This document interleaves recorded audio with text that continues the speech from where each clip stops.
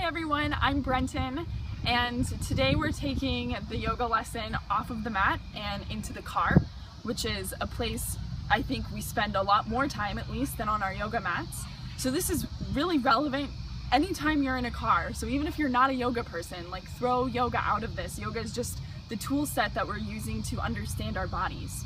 So I just want to talk a little bit about how we're sitting in the car, because with this prolonged sitting, and if we're not doing it correctly, we can really start to experience pain in the lower back, and this can contribute to all types of things in the bones, in the muscles, in the connective tissues of the legs, pelvis, and spine.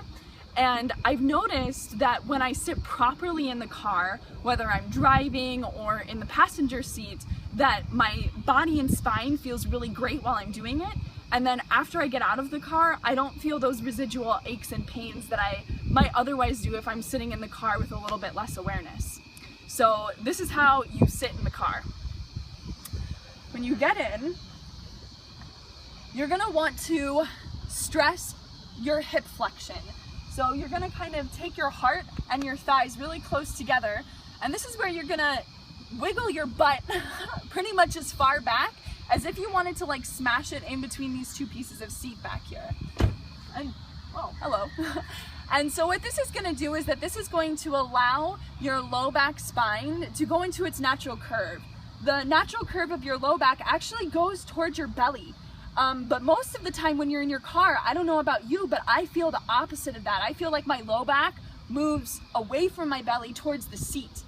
So if you can wiggle your butt back here, by the time you lean upright, your low back is actually pushing back towards your belly in its natural curve. So this is wonderful.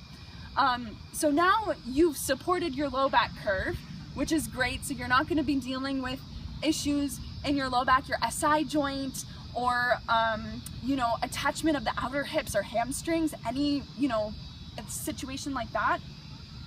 And then what you're going to do is you're going to kind of, I like to act as if I'm trying to hoist my back ribs up and take them onto the seat back here. So I want to get as much space between my ribs and my pelvis. That way my spine is decompressed, so I'm not feeling a whole bunch of weight of gravity as I'm going for 20-minute, 30-minute, 60-minute, etc., long car rides. And usually your clothes will catch you here. So that's kind of the cool thing about this. Your clothes will catch you. You'll be able to sit more or less upright. Now the only last part of this is, if you're used to this thing with the arm bones rolling forward, get yourself into the habit of rolling them back so that this little part of your armpit crease is kind of lifting up, like you had your thumbs there and you were lifting. And then you'll take your head right back, so that if we took just the skeletal view of you, your spine would look so beautiful. It would look like it was in its natural four curves. And I promise if you start sitting this way, you'll see big differences in your posture, not just seating, but standing and doing all of your life activities. So try it out, see how it goes. And if you're feeling something different or it's not working for you, that's okay. Everybody's body's different. So just leave us a comment, ask us questions, and we'd be happy to get back to you. Thanks.